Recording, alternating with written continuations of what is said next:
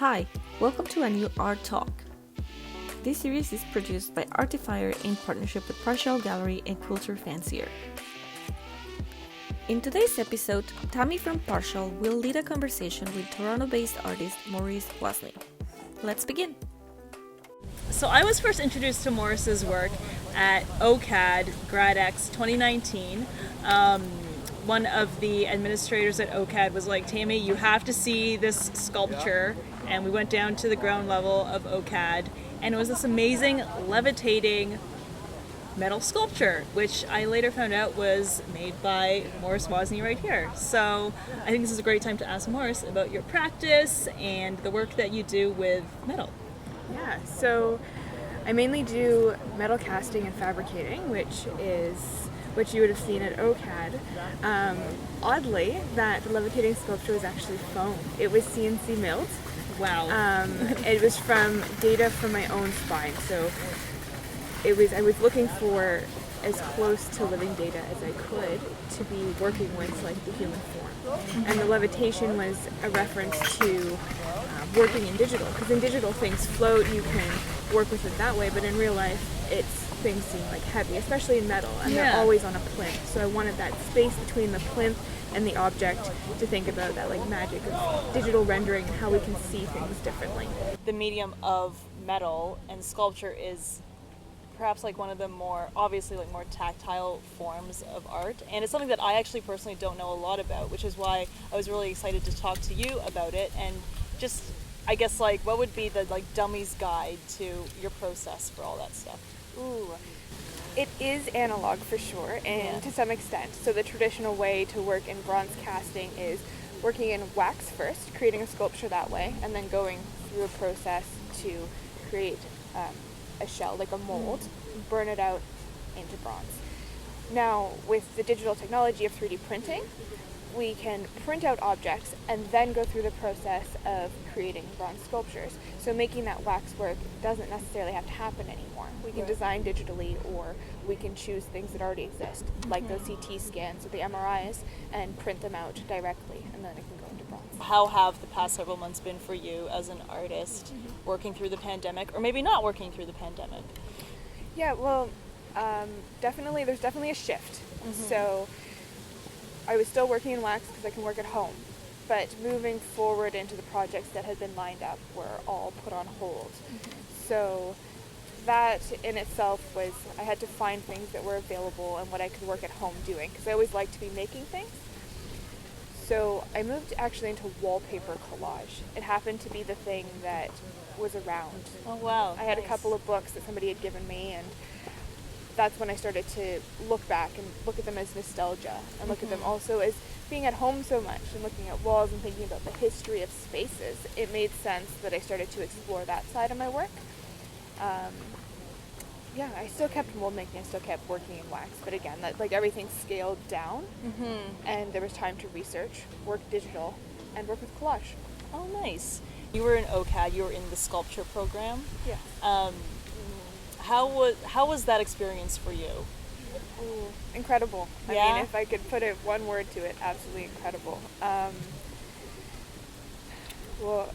Sculpture is definitely community at the school. There's just so many people that are working so diligently on projects, and it's such a range of materials, so you really get to learn in different facilities and all the different types of fabrication, and working with other contemporary artists that are freely working in metal, working in plastics, or with found objects. So I think that's a big part of where that range of material comes from for me, was learning the different processes.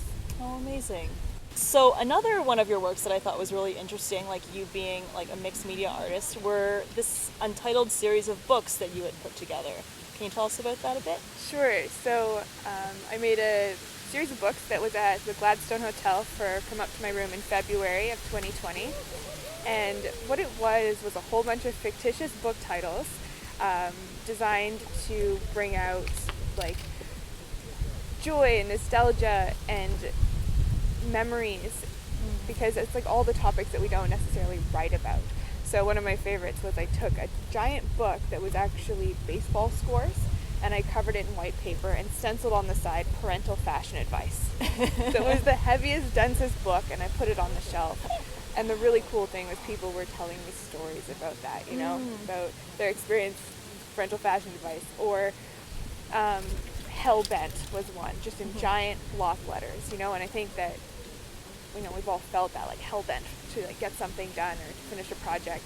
So it's just working with experiences and trying to almost inventory that. Amazing. Yeah. Actually, you mentioning the Gladstone makes me think of the fact that your work is actually seen in quite a few places around Toronto, right? Yes. Yeah. Do you want to tell us about where people might see it, if there's anything up today? So I have a public sculpture that's in Trinity Beltwoods, where we are now, just on Queen Street over there. It's called Continuum. So it's a giant steel archway that I created to represent a continuum. So you only see half the circle. So, like, what is above ground opposed to what is below ground, and how like people in a city impact space, and how buildings and that type of thing aren't necessarily lending to the environment, but are quite destructive. So where the park ends is where concrete begins, and I wanted a sculpture to then be put in a place where it could be overtaken by nature. One of the interesting things is, I don't know who it is, but somebody has been wrapping vines around it last season and this season, and it's really nice to see, because somebody else understood what my intent was. Right. Yeah. And I think that's sort of the beauty of public art, right? It sort of opens it up for people to interact with it. You see how it changes with the environment that it's in. We are now going to move into the rapid fire questions. Okay, they're going to be super easy, casual, no stress. So the first question is, what book are you reading right now? What book am I reading right now? A Creating Memory is what it's called. It's about the history of public art in Toronto. So I wanted to know what the whole history was, considering it's an industry that I'm in anyways, in sculpture. So it's about, like, the facades of buildings, and about the big steel sculptures we see in the city, and how they ended up here, and why it's shifted from classical portraiture all the way over to giant abstraction. Neat. Yeah. What is your favorite food to cook? To cook? I don't. I think everything needs to be raw. I like to be able to put things together with whatever's in season. Nice. Very good answer. Do you have a favorite spot in your neighborhood that you like to go to? Ooh, I walk around all the time. So I'm in Little Portugal, and I like to walk north to Bloor and take a look around, you know, just see. It's nice during COVID especially, and because it's the summer, everyone has been creative about bringing the patios out, but also the communities, like people on their streets are definitely sitting on their lawns, and they're outside. So it definitely feels more like community right now, walking around my area. Very true. I agree. I also live in the West End, and yeah, it's been nice to see, like, outdoor space and public space being used more. Coffee versus tea? Both. Oh. Both. Chamomile is definitely my favorite tea. You know, it's a nice evening drink, but coffee when I have to get up and be motivated. And then the last question, if you could travel anywhere today without the restrictions and safely, where would you go? Ooh. I would go back to Bali. I've been dreaming about that, and in terms of art, in terms of public art, it was just such a shift to be in a place where all the art was made locally, and that it was, like, so community based. Such a different shift, like, in thinking, and I could easily spend 6 months there. I'll have to add that to my travel list too. And then finally, Morris, where can people see your work next? Is there anything you want to share with folks about what you're working on, how they can find you online or what have you?